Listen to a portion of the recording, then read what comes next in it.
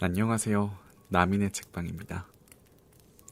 최근에 올렸던 오디오 드라마 이후에 낭독도 좀 오랜만에 또 올립니다. 제가 얼마 전에 게임을 하다가 하는 게임이 있는데 그 게임 안에서 제 아이디를 보고 혹시 남인의 책방이라는 채널을 운영하시냐고 물어보시던 분이 있었어요. 그래서 그렇다 했더니 그분이 낭독 영상 좀 올려달라고 말씀을 하셨었거든요. 그래서 혼나갖고 이렇게 또 올리게 되었습니다. 언제나 게으른 저를 탓하면서 오늘도 다른 책을 좀 읽고 싶은데 좀 인간 실격이라는 책을 다음엔 한번 읽어보려고 해요. 그 책 한번 준비해서 읽어보도록 할게요. 오늘은 나란 작가님의 이 미로의 끝은 행복일 거야. 저번부터 계속 읽고 있는데 내용들이 또 좋아서 좀 더 들려드리도록 하겠습니다. 그럼 시작해 볼게요.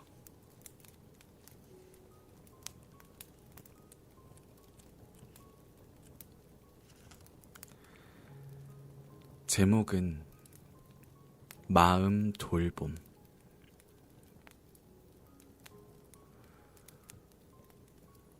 요즘 들어 내 몸을 걱정해주는 사람이 늘었다. 매일 아침 9시면 울리는 코로나19 재난 알림을 시작으로 여름 한낮에는 무더위 시간이니 실내에서도 18에서 20분 간격으로 물을 마시고 만일 야외 활동을 하게 되면 충분한 휴식 취하라는 알림이, 장마철에는 폭우에 단단히 대비할 것을 알리는 안전 안내 문자도 수시로 온다.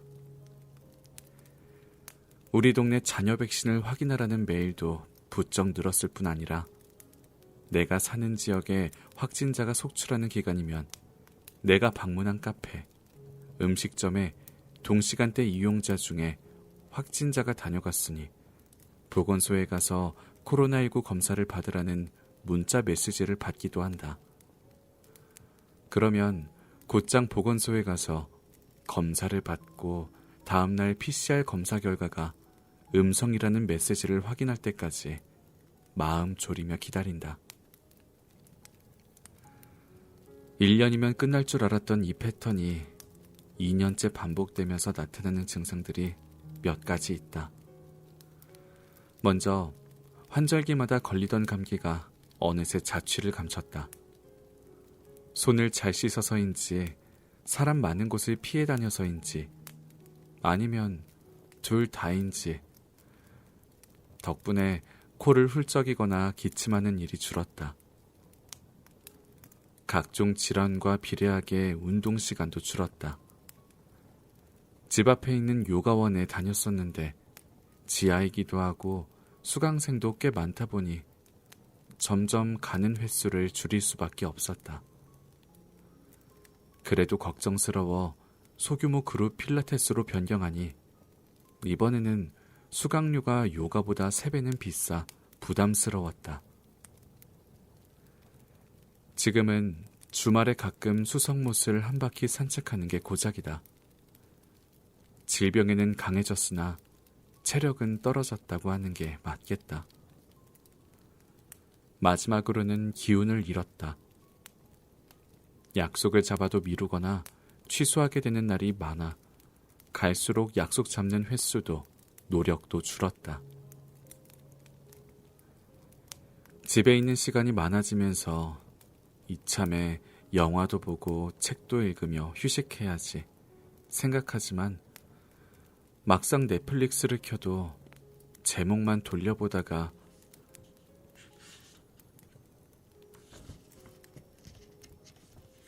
플레이 버튼을 누르는 데에는 실패하고 책은 서너 페이지 넘기다가 덮어버린다. 마치 살아 움직이는 방법을 잃어버린 생물처럼 무기력한 채로 시간을 보내다가 겨우 밥을 먹는 게 일상이 되었다. 예전에 소아과와 산부인과를 거래처로 맡은 적이 있다. 평소에 가본 병원이라고는 내과, 치과 정도가 전부였던 터라 산부인과의 왠지 모를 스산한 분위기와 소아과의 난데없는 소음들에 초반에는 적응하기가 퍽 어려웠다. 특히 소아과는 들어가기 전부터 입구에서 들리는 소리로 오늘 병원의 환자 수를 가늠할 수 있을 정도였는데 그 소리란 다름 아닌 예방접종하러 온 아기들의 고통스러운 울음이었다. 성인도 두려워하는 주사바늘을 작고 여린 허벅지에 한 개도 아니고 한 번에 4-5개를 찌르다 보니 지켜보는 부모의 표정에서는 미안함과 고통이 읽힌다. 하지만 그 고통의 시간이 있어야 아이들이 유치원에서 친구와 부대끼며 지낼 수 있기에 놀이터에서 놀다가 상처가 나도 다음날 다시 놀이터에 나올 수 있다는 걸 알기에 지켜보는 수밖에 없다. 백신이란 병원균을 이겨내고 스스로 나를 보호할 수 있게끔 하는 면역을 형성해주는 예방접종이다. 국내 기준으로 6에서 23개월 소아의 경우 대한소아과학회에서 분류한 기본 접종과 선택 접종 10가지를 맞게 된다. 세상 바깥에 나오자마자 온갖 병원체와 싸울 준비를 해야 하는 것이다. 이처럼 몸은 어릴 때 백신을 접종해서 면역을 형성하고 어른이 되어서는 체력 관리를 통해 스스로 관리하는 법을 익히게 된다. 그렇다면 마음은 어떨까? 어디에도 마음의 면역을 만들거나 마음을 돌보고 관리하는지 알려주는 곳은 없다. 심리학에서는 자라면서 겪게 되는 시련들이 마음의 면역을 만들어준다고 한다. 어린 나이에 경험한 작은 시련들로 항체가 생겨 훗날 큰 시련이 왔을 때 큰일 없이 지날 수 있다고. 하지만 이러한 과정 역시 혼자의 힘으로는 불가능하다.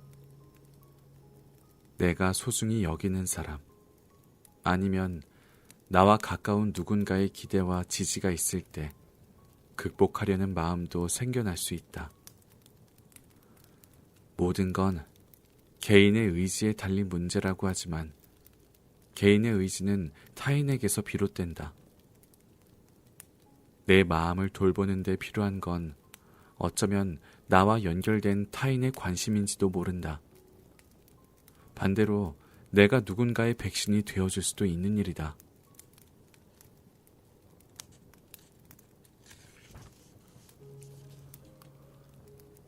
나이가 들어 할머니가 되었을 때를 생각하면 체력도 체력이지만 마음 돌보는 방법을 가졌는가 아닌가에 따라 그날 하루의 기분과 기운이 결정될지도 모른다.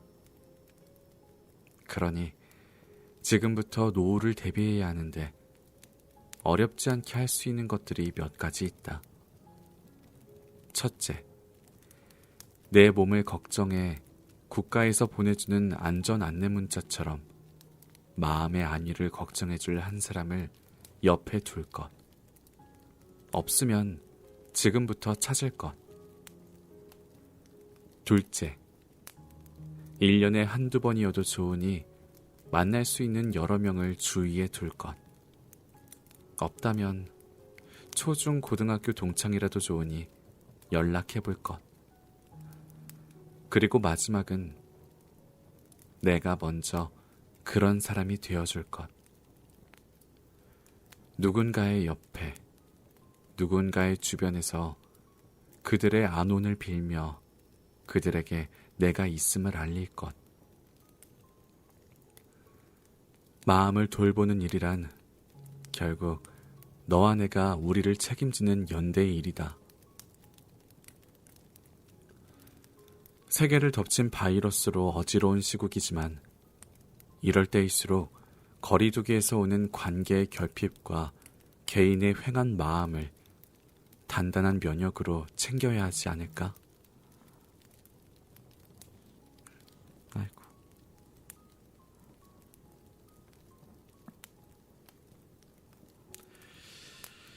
라는 내용이었고요.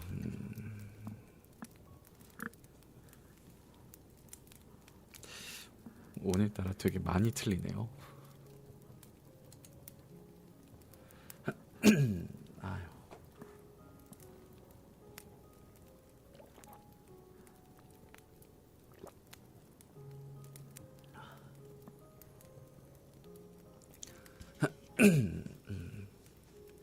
목도 왜 이렇게 걸걸해지는지. 이번엔 좀 짧은 내용인데요. 제목은 지켜줄게 고마워하는 사이.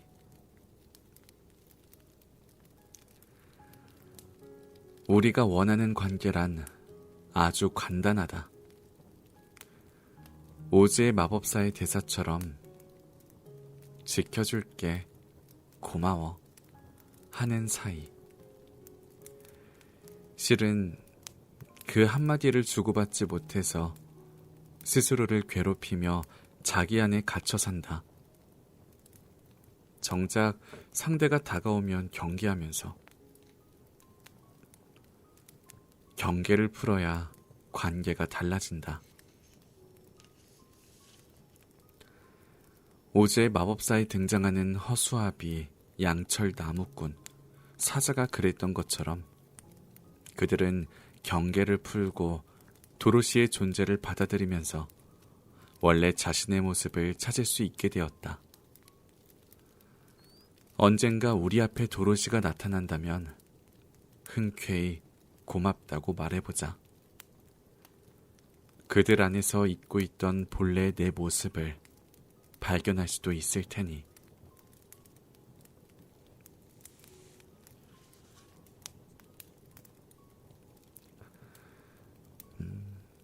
라는 내용이었어요.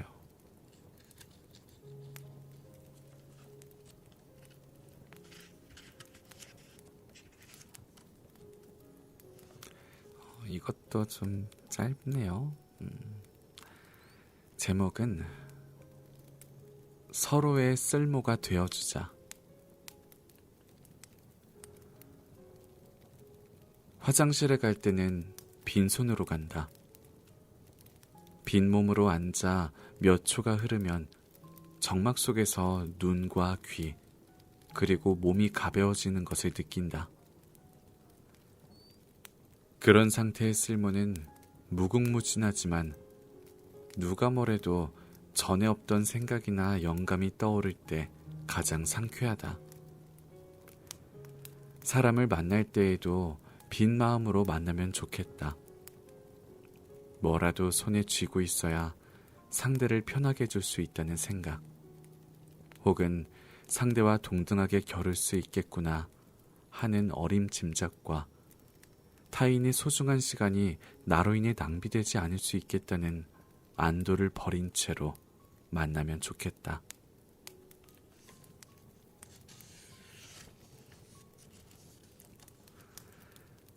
손도 마음도 무거워지는 만남이 갈수록 늘고 있다. 삶이 그런 만남으로 채워지는 건 아쉽다. 그러니 우리 빈 몸, 빈 마음으로 만나자. 그렇게 서로의 쓸모가 되어주자.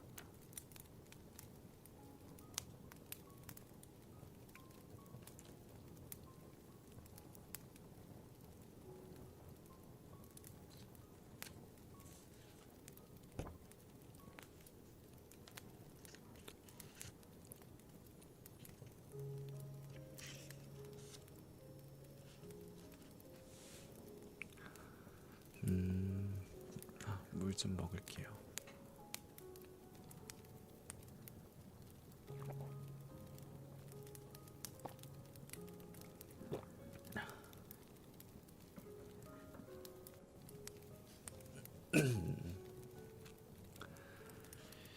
제목은 관계를 생각하기 전에.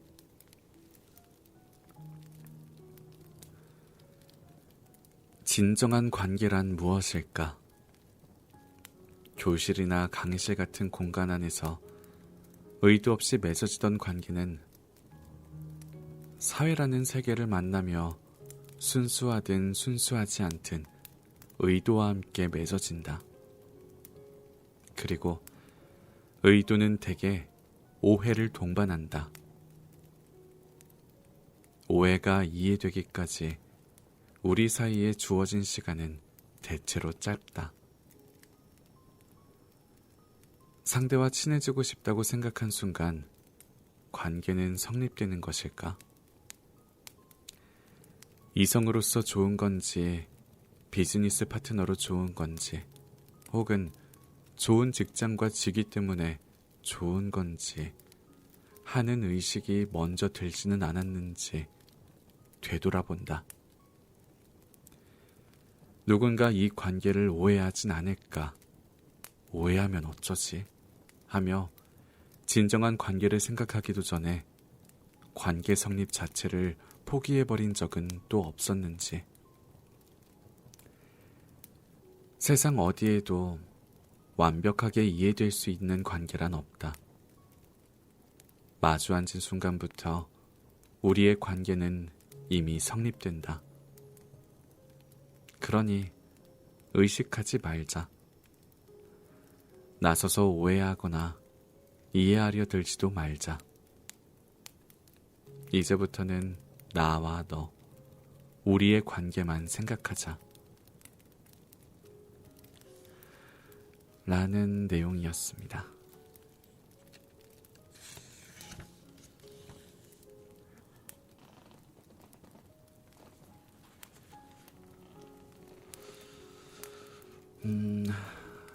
다음 제목은요.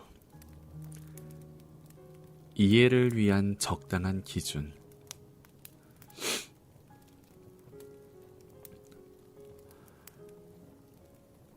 어느 날 길을 걷고 있던 중에 낯선 행인이 다가와 말을 걸었다. 제가 차비가 모자라서 그러는데 1,400원만 주세요. 당황스러움에 약간의 두려움을 더한 목소리로 죄송해요 말하고는 빠른 걸음으로 그 자리를 모면했다. 그리곤 내 등에서 그의 기척이 느껴지지 않을 때쯤 숨을 고르고서 속으로 중얼거렸다. 죄송해요. 이해는 하지만 그럴 수는 없어요. 돈이 필요하다는 건 이해하지만 당신에게 기꺼이 자선을 베풀 용의가 없어요. 살면서 이런 일을 맞닥뜨리는 경우가 종종 있다. 길에서 예상치 못한 도움을 청하는 누군가를 만나는 것처럼 어느 날 불쑥 나를 당혹스럽게 만드는 일. 예상 없이 일어나지만 막상 이해는 할 수 있는, 그럼에도 그럴 수는 없는 일이 우리에게 일어난다. 앱 개발과 서비스를 하는 회사에 다닐 때였다. 대표는 여느 날처럼 출근한 나를 부르더니 대뜸 우리 화장품을 팔아보는 게 어때요? 아니면 중국에서 오실 때와 팔아보는 건요? 라고 물었다. IT 회사에서 화장품을 팔자고? 중국으로 출장을 다녀온 것도 아닌데 오실 때와 팔자는 제안을 하다니. 대표님, 여기는 글쓰기엔 만드는 회사잖아요. 대표님이 만든 회사잖아요. 라는 반문이 목까지 차올랐다. 게다가 이 당황스러운 제안은 마치 전부터 흘러온 일인 듯 자연스럽게 꺼내어졌으므로 하마터면 긍정적인 대답을 할 뻔했다. 난데없는 제안에 나는 곧바로 방어적인 사람으로 변했고 표정을 통해 당혹감을 드러냈다. 대표는 내 태도가 당연하다는 듯 이번에는 좀 더 온화한 표정을 지으며 말했다. 왜 못하죠? 해서 대박이 날 수도 있고 그러면 성장하는 건데 지금은 뭐든 해봐야죠. 그 말을 듣자 조금은 이해가 되었다. 서비스를 만들고 투자를 받은 지 햇수로 3년. 투자사로부터 혹은 스스로 가시적인 성과와 수익을 내야 한다는 압박을 받기에 충분한 시간이었다. 대표의 상황을 이해할 수는 있었지만 동시에 이해할 수 없었다. 회사의 입장에서 중요한 시기라는 건 이해하지만 그 방향이 우리 모두를 위한 길인지에 대한 확신이 서지 않았기 때문이다. 우리는 긴 논의 끝에 차선책을 마련했다. 옷을 팔되 직접 판매하지 않고 개인 쇼핑몰 홈페이지의 옷을 큐레이션해서 한 번에 보여주는 앱을 만들자는 것이었다. 그리고 서비스를 통해 한 달 안에 수익이 날 수 있는 방법을 찾아보기로 했다. 일한 시간, 경력에 관계없이 누구나 자신만의 사회생활 노하우 하나쯤은 갖고 있다. 내게는 입사 1년 차에 갖게 된 두 가지의 노하우이자 기준이 있는데 첫 번째가 바로 함부로 시작하지 않기다. 우리의 생각과 달리 일에는 상식이 없다. 이해할 수 없고 논리적이지 않은 데다가 결과적으로 잘못되었을 때 화살이 책임 없는 사람에게 꽂히는 경우도 왕왕 생겨난다. 그러므로 돈을 받으면서 일한다고 무조건 예스맨이 되어서는 안 된다. 만일 설득이나 설명의 과정은 생략한 채 무리한 추진을 강요하는 조직, 당신이 아니어도 일할 사람은 많다는 태도가 눈에 보이는 사람과는 미련 없이 이별해야 한다. 일단 시작해보고 안 되면 이 말에 속지 말자.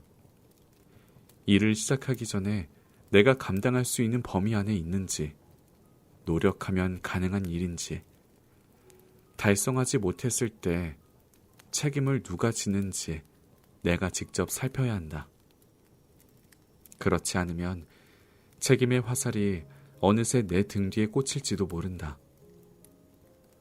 최선을 다해놓고도 스스로 무능하다고 생각하게 된다.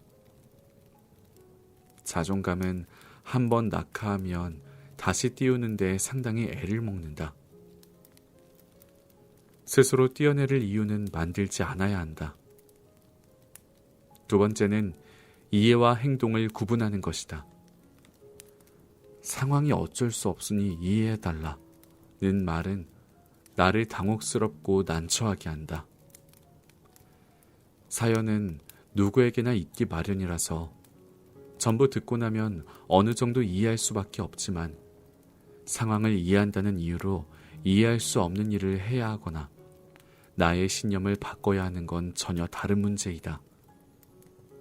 그러니 헷갈리지 않도록 스스로에게 말할 수 있어야 한다. 이해는 하지만 그럴 수는 없다. 그 다음은 입 밖으로 꺼낼 수 있어야 한다. 상황은 이해하지만 잘못되면 그 책임은 제가 져야 하잖아요. 이해했어요. 제가 어디까지 하면 되는 거죠? 감정에 충실할수록 흔들리기도 상처받기도 쉽다. 그러나 상대는 내 상처에 책임을 느끼지 않는다.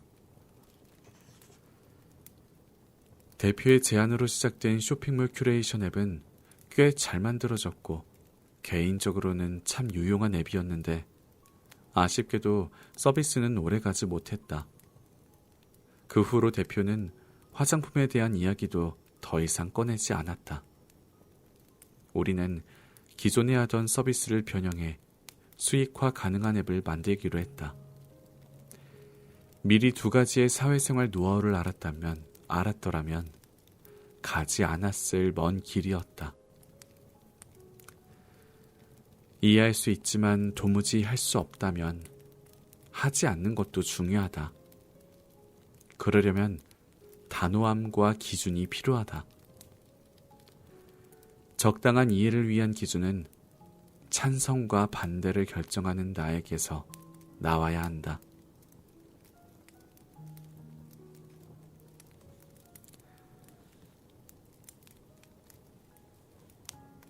라는 내용이었습니다.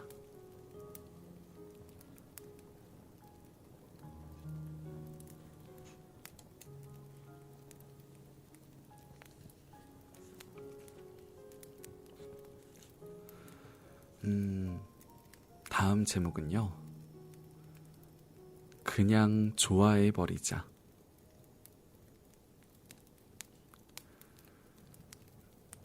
살면서 누구도 질투하거나 미워하지 않는 방법은 그 사람을 좋아해버리는 거다.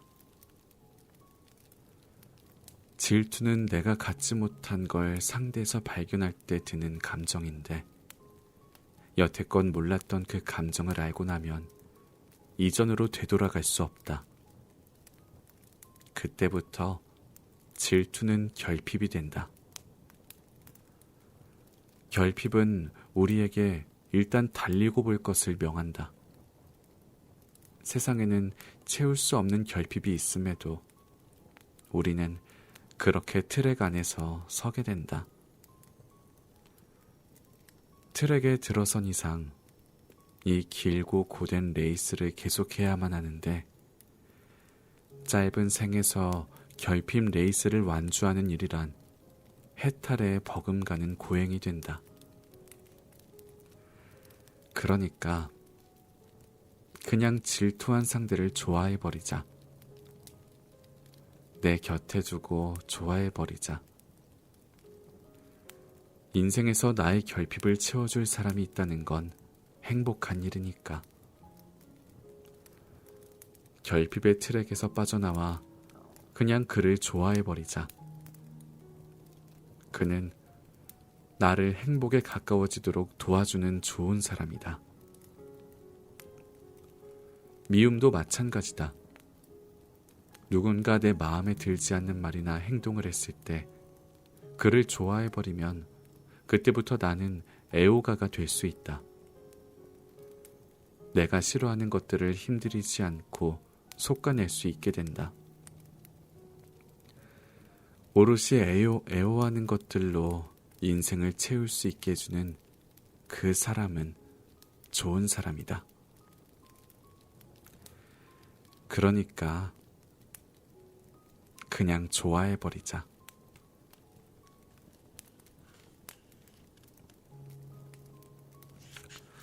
라는 내용이었습니다. 녹음을 또 벌써 30분을 했네요. 되게 오랜만에 30분짜리 낭독을 했는데